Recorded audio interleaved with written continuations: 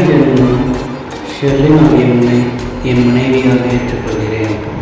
ஷெர்லின் ஆகிய நான் மைக்கேல் ஆகிய உங்களை என் கணவராக ஏற்றுக்கொள்கிறேன்.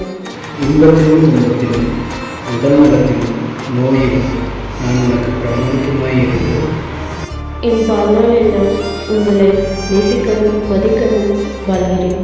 கண்ணோடு கண்ணாக உலகழகை காண்பேனோ, காணா கனவாய் ஓர் உலகம் வரைந்தேனோ, பூ பூக்கும் வானத்தில் பூமழையை தருவேனோ, அழகில்